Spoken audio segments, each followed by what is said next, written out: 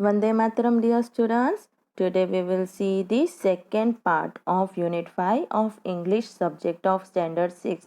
And the second part is about some of the exercises and question answers of the story at school that is of different kind, a different kind of school. Okay तो बच्चों अपने इस video में क्या देखेंगे? इस video में अपने यूनिट 5 जिसका नाम है a different kind of school उसके रिलेटेड कुछ एक्सरसाइजेस और क्वेश्चन आंसर्स देखेंगे. Okay, shall we start? Okay. A. Put these sentences from the story in the right order and write them out in paragraph. Don't refer to the text. तो अब आपको क्या करना है? पहली एक्सरसाइज क्या है कि put this sentence from the story in right order. नीचे दिए हुए जो सेंटेंसेस है वो स्टोरी में से ढूंढ के आपको करेक्ट ऑर्डर में लिखना है और फिर उनको पैराग्राफ में लिखना है. टेक्स्ट को रिफ़र नहीं करना है, यानी स्टोरी में वापस नहीं जाना है, देखना नहीं है. सिर्फ आपने अभी पढ़ी होगी तो आपको तो पता होगा पहले क्या हुआ था, फिर क्या हुआ, फिर क्या हुआ, है ना? तो फिर आपको वही करना है, याद कर कर के इसको करेक्ट ऑर्डर में लिखना है और पैराग्राफ में लिखना है. पहला क्या है? I shall be so glad when today is over. ये कौन बोलता है? बच्ची बोलती है जिसकी आँख पे पट्टियाँ लगा रखी है.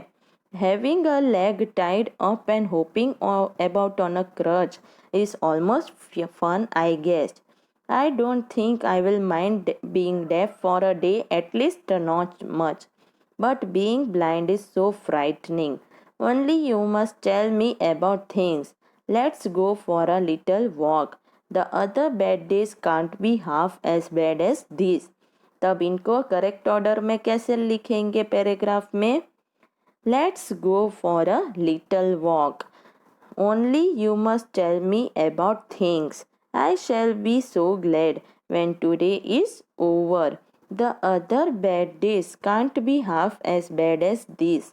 Having a leg tied up and hopping about on a crutch is almost fun, I guess.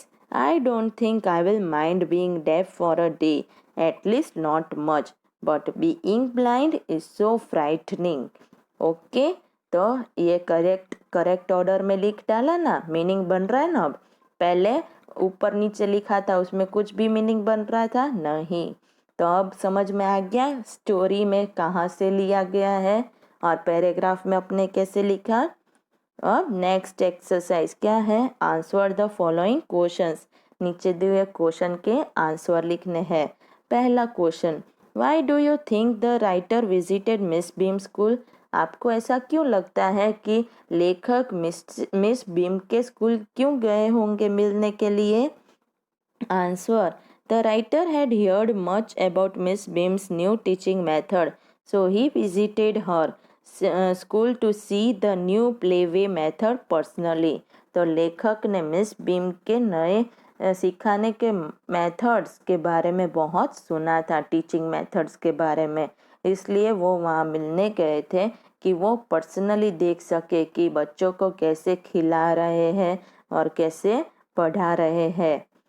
What was the game that every child in the school had to play? अब दूसरा क्वेश्चन क्या था? वो कौन सी गेम थी जो school में हर एक बच्चे को खेलने की थी? दूसरा क्वेश्चन है.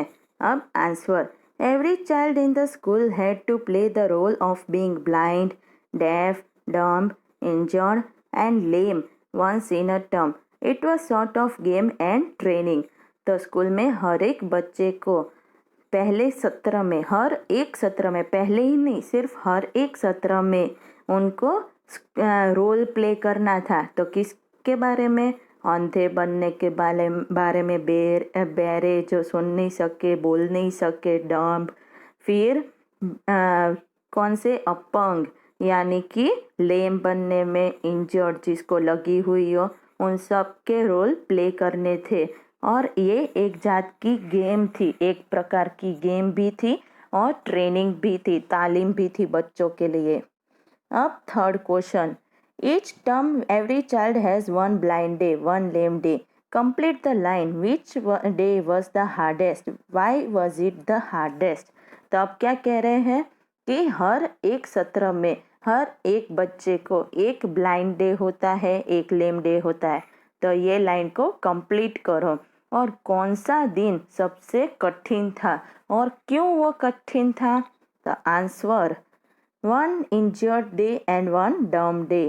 तो इस लाइन के बाद क्या आएगा, कंप्लीट कैसे करेंगे, one injured day and one डम डे।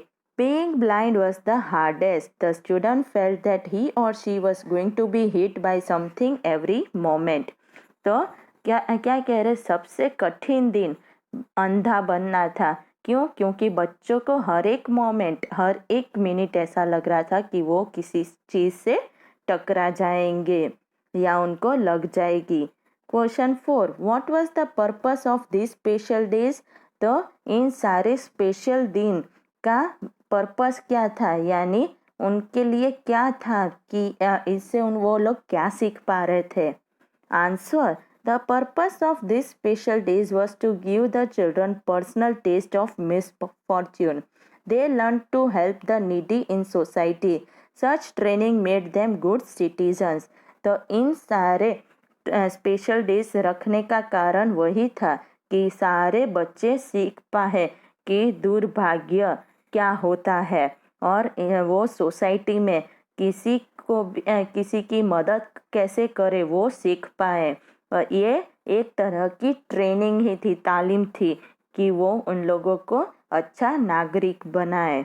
अब next exercise, match the words and phrases with their meanings in the box below. तो आपको क्या करना है कि नीचे दिए हुए वर्ड्स और फ्रेजेस को इनको मैच करना है और फिर मीनिंग लिखने हैं बॉक्स में, नीचे बॉक्स में। ओके, तो पहला क्या है, होम सिक। तो होम सिक यानी क्या आएगा, वांटिंग टू बी होम, घर पे रहना। फिर दूसरा प्रैक्टिकली, तो उसका क्या आएगा, ऑलमोस्ट, प्रैक्टिकली यानी ज़्यादातर।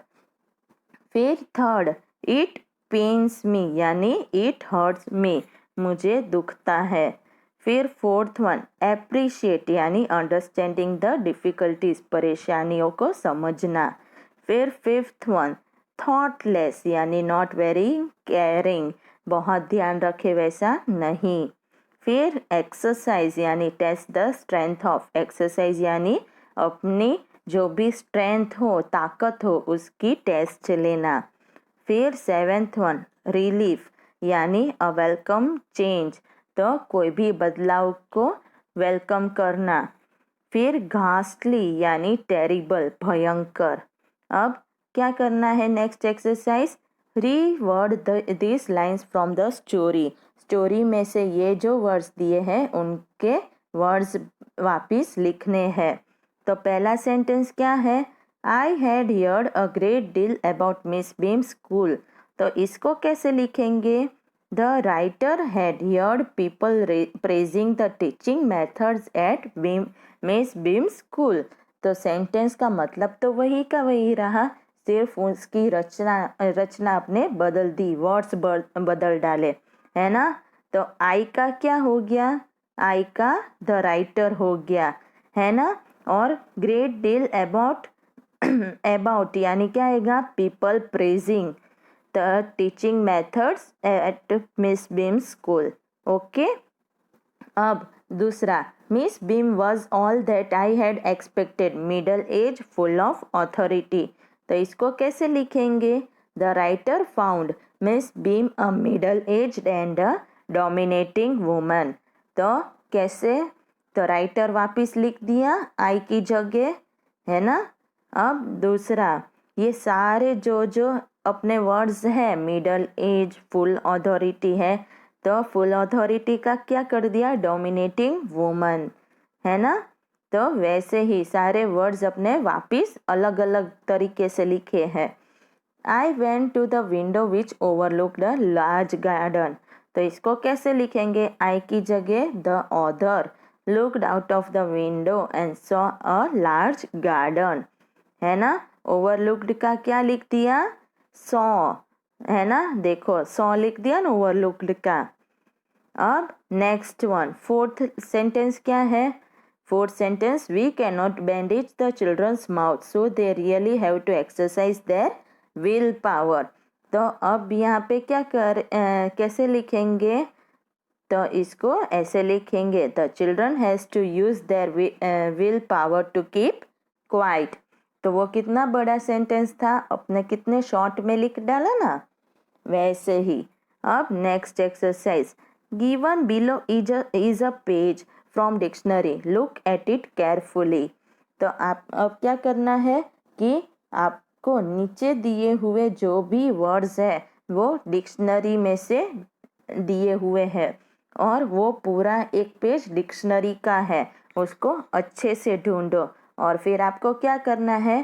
पहला, find a word which means the same as ghastly. यहाँ पे क्या है? घास्टली। अपनी टेक्स्ट बुक में देखो। Write down the word and it's two meanings. तो आपको क्या करना है? वो वर्ड लिखना है और उसके दो मीनिंग लिखने हैं। ओके, तो पहला क्या है? घास्टली। तो उसके जैसा क्या है? टेरिबल। तो टेरिबल का मीनिंग क्या होगा? कॉजिंग फियर और वेरी बैड, दो मीनिंग हो गए। और घास्टली के जैसा ही वर्ड है ना टेरिबल, तो उसके जैसा ही वर्ड हो गया और दो मीनिंग भी हो गए। अब दूसरा, find a word meaning a part of the school year. तो अब आपको क्या करना है? कैसा वर्ड ढूंढना है कि पूरे स्कूल के साल का एक भाग हो, उसे लिखना है। तो वो क्या आएगा? टर्म, है ना, 17। वो स्कूल के एक साल का भाग हो गया 17। एक साल में कितने सत्र होते हैं? 2 सत्र, 2 टर्म्स होते हैं, तो एक भाग हो गया ना। और उसके दो मीनिंग्स क्या आएंगे? A fixed length of time, यानी एक फिक्स किया हुआ time limit. A part of the school year हो गया। अब third one, find a word that means examination. तो यहाँ पे क्या आएगा? एग्जामिनेशन। तो आपको कौन से वर्ड का मीनिंग चाहिए? एग्जामिनेशन जैसा वर्ड और उसके दो मीनिंग। तो क्या आएगा? एग्जामिनेशन जैसा टेस्ट, तो उसके दो meaning, to look at something to see if it is correct और will work properly, to some ask someone questions, दो मीनिंग हो गए। अब देखो ये पूरा पेज है, ये किसका है? डिक्शनरी में से लिया हुआ है। अपने कौन सा लिया था? टर्म, है ना, a part of school year, तो इसके भी दो मीनिंग है ना। फिर टेस्ट, तो टेस्ट यानी एग्जामिनेशन, इसके भी दो मीनिंग है।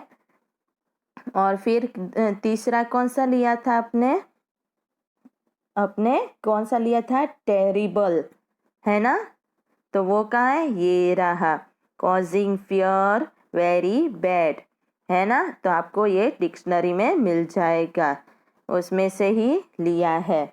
ओके, अब आपको क्या करना है? Now make list of. तो अब क्या कह रहे हैं? नाउ मेक लिस्ट ऑफ, आपको लिस्ट बनानी है। तो पहले किसकी लिस्ट बनानी है? All the words on the page plus any more that you can think of that begins with TERR। तो आपको वैसे सारे वर्ड्स की लिस्ट बनानी है पेज में से जो TERR से शुरू होती है, और आपको कोई और भी पता हो तो वो भी लिखना है। तो ऐसे कैसे वर्ड्स हैं? Terrace, terrible, terrify, territory, terrain. Okay, सारे TERR से शुरू हुए, है ना। अब दूसरा, 5 वर्ड्स दैट में follow the last word on the page. तो 5 ऐसे वर्ड लिखने हैं जो आपके पेज के लास्ट वर्ड में फॉलो करते हो। तो वैसे कौन से वर्ड है? Those, the, theatre. तो आगे कौन से है? दैट को कैसे कौन से फॉलो करेंगे? दोस, दिस, थिएटर, है ना। आगे ना। अब थर्ड वन, तो थर्ड क्या है? Write down your own meaning of the word then write. तो यहाँ पे क्या आएगा? थैंक। तो आपको क्या लिखना है? थैंक का अपने तरीके से मीनिंग लिखना है और फिर write down the meaning given in the dictionary. और उसके बाद डिक्शनरी में जो मीनिंग लिखा है थैंक का वो लिखना है। तो आंसर क्या आएगा? The word thank means to express gratitude for kindness, gift और सर्विस। तो क्या कह रहे हैं कि थैंक का मतलब होता है किसी को एक्सप्रेस करना कि उसने जो भी काइंडनेस, अच्छाई दिखाई है या गिफ्ट या सर्विस दिया है उसके बदले। और एग्जाम्पल क्या है? There is no need to thank me, मुझे थैंक यू बोलने की ज़रूरत नहीं है। We thanked them for their help, हमने उनकी मदद के लिए थैंक यू बोला। She has only herself to thank for what happened, तो उसने खुद को थैंक यू बोला कि जो हुआ उसके लिए। ओके, तो बच्चों सब क्वेश्चन आंसर और एक्सरसाइज समझ में आ गए स्टोरी के? ओके, तो अब आप सबको क्या करना है? इन सबको एक्स्ट्रा रफ नोटबुक में लिखना है और लर्न करना है। ओके, वंदे मातरम।